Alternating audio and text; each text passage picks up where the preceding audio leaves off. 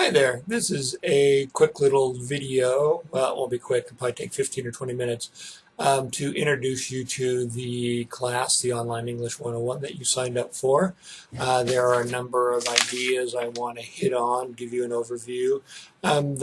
Couple of, I don't know what they are, preliminary things, I guess. One of which is that we will be working with a traditional face-to-face class in a lot of what we do on the internet. So you will sometimes work with people that are technically speaking not in your class, but we do essentially all of the same work, and you just don't come into the classroom every day and do what we do in the classroom. You'll be doing a lot of it somewhat on your own, and that's the way online classes work. But as much as possible, you'll be working with people, so it's not just you and me one-on-one kind of thing.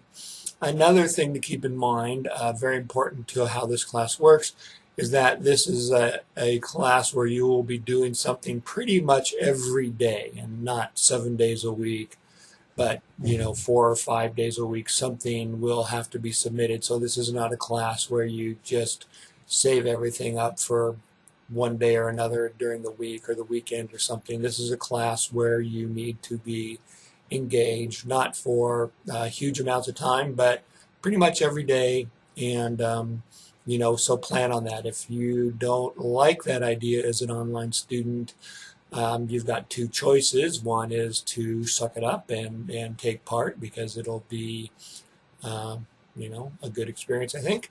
And the other is to try to find another section. So there's that. So those are two big things. We're working with other people, and you're going to be working pretty much every day. So don't think you can just kind of blow everything off and get it all done, because it won't work very well that way. So the next point I want to touch on is the course focus. There's a lot of scholarship about how the things you write about are the things you learn about, and there's no real dispute in scholarly academic research circles about this thing. That's why we have writing across the curriculum and writing intensive classes. So anyway, because of that, I take what is called a writing about writing approach.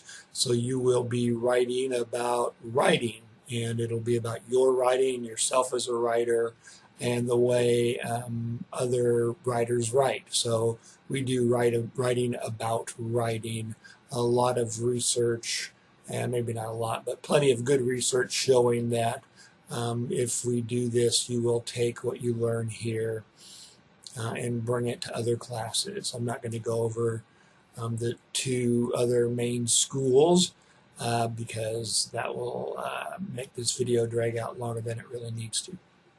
So a course overview, we will have three major assignments. Each of those assignments will go through 3 drafts, and those are what you must complete in order to be successful. 2 of those 3 drafts will go into your final portfolio, and we'll talk more about that later on, a little bit in this video, but more as it becomes more important about what we're doing.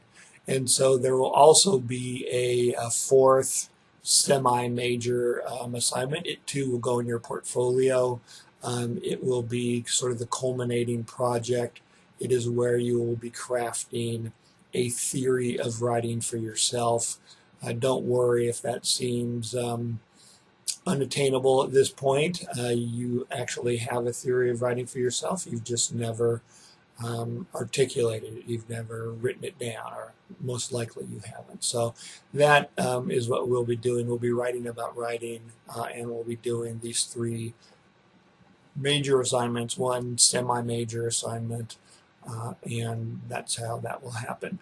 I guess I will go to the syllabus overview, because that's also partly a course overview.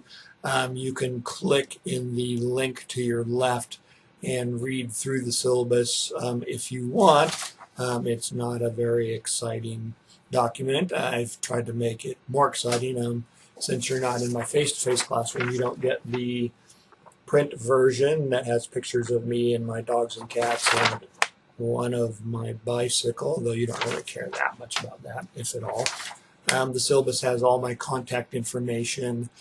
Even though you're online students, I know that many of you will probably be taking classes on campus as well, so feel free to drop by my office hours 1 to 3 Monday through Thursday, Fridays by appointment, and any other time by appointment, mornings, that sort of thing. So the syllabus contains the official course description, which basically says you're going to learn how to write college level essays and college academic essays.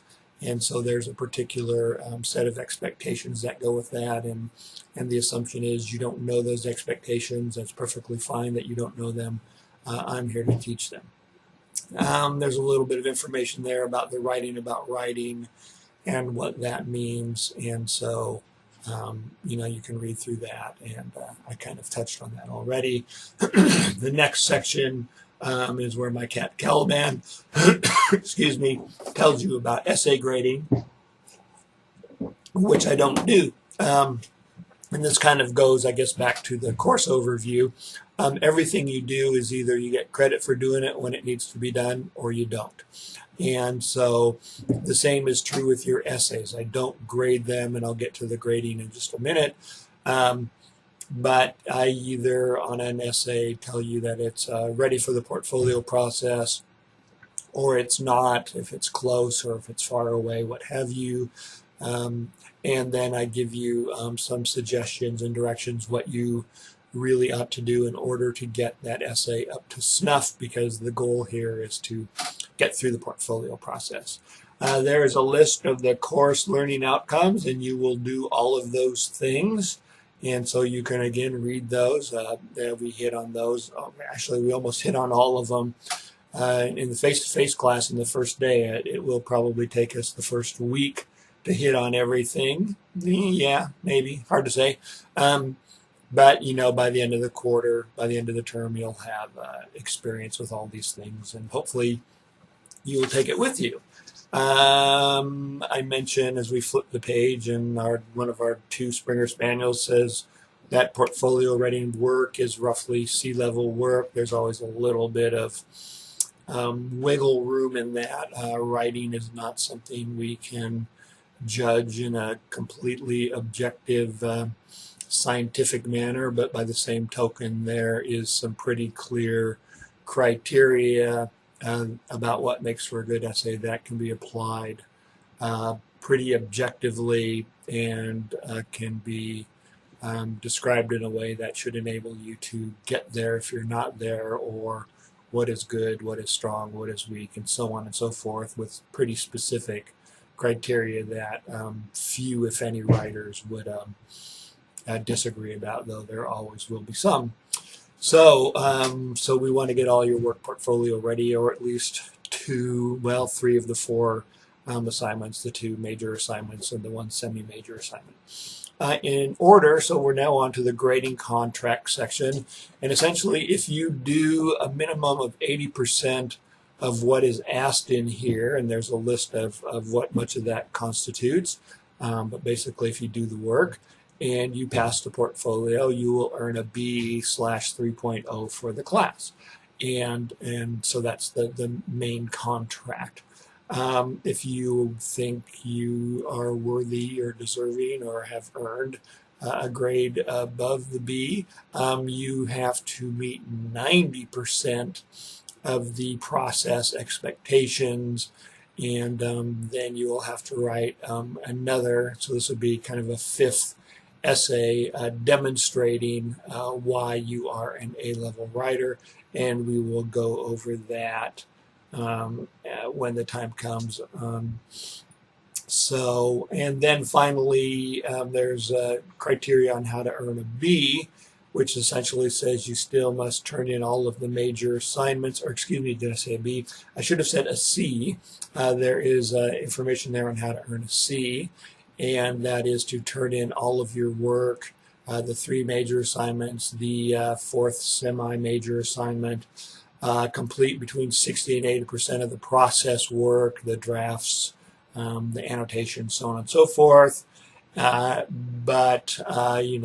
also pass the portfolio, but you've just not done a lot of the participatory stuff. So that's how you'll earn a 2.0 C. And kind of C is the level of success grade. It allows you to transfer this class to another institution without any quibbling over whether or not your credits will be accepted. It allows you to take English 102 here, which most of you will need if you're going for a BA at some point, particularly since most of you will transfer to Eastern. Those of you who transfer, they require the 102 level course for their bachelor's degree. So you need a 2.0 to get there. If you do everything, but you don't pass the portfolio, because that's in, within the realm of possibility, we can do our best and still come up short. You will get a 1.7, a C minus. You will have to retake the class for many degree programs here, and if you wish to transfer. So, we hope you get that C, and I'll do everything I can to help you out. And then if you miss a lot of work, don't pass the portfolio, there's a likelihood of earning a D for the class. And if you just don't do the work at all, you'll flunk. Shocker of shocks. Finally, a little bit on workload. Traditionally, a class like this is for a 5-credit class is anticipated to take up to 15 hours a week of your time.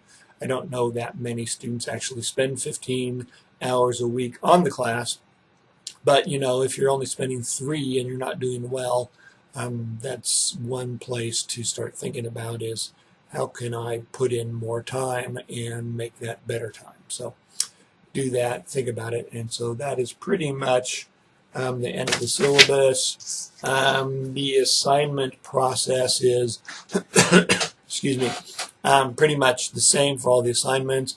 We will do some what we call invention activities, doing some laying the groundwork, starting thinking about what it is you're writing about. You'll then do some engage with some of your classmates and kind of do a little back and forth, either online or face-to-face, depending upon how things go.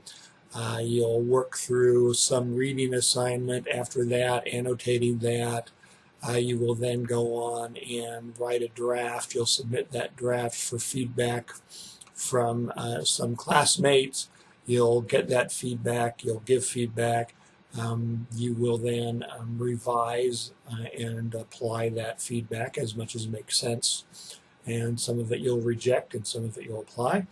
And then you will submit the essay to me, and I will give you my feedback.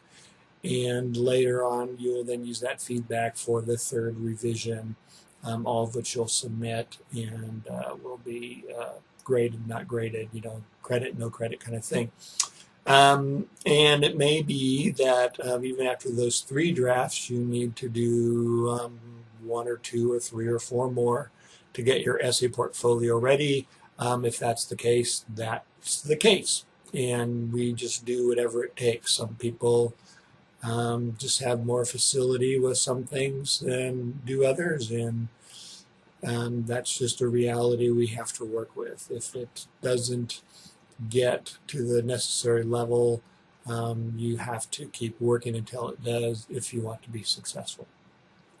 And finally, and of course, I will help you with each assignment whenever you come and ask for help. And everything we do in the class is directly related to the assignments in one way, shape, or another. So we'll do that.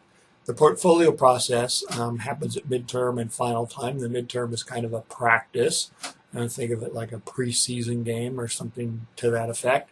If you are successful at the midterm, then that essay will go into your final portfolio and it won't be read. The midterm expectations are the same as the final expectations. It's not that you can get by because it's earlier in the term. You must meet end of term outcomes is the kind of teacher language for them. So at midterm, you'll just submit 1 draft and you'll have done 2 essays by then, and we'll choose the stronger of the 2 by having conferences and talking about them.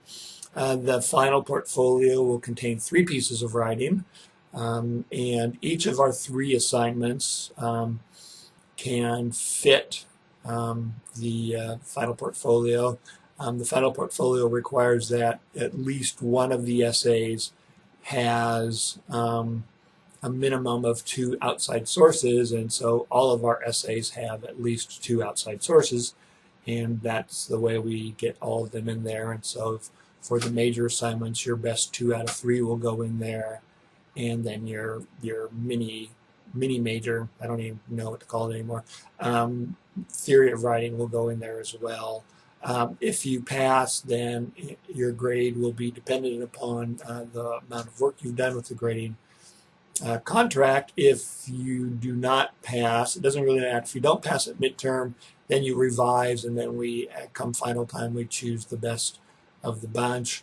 If you do not pass immediately at the final, depending upon your level of success, how close you are, you have opportunity to revise until you can essentially get it right. So it's never a one-shot deal, and that's how it goes. So we'll go into greater detail about the portfolio process when it is more germane.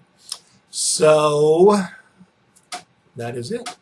I hope things work well, and when you have questions, please ask, and I will help as much as is humanly possible.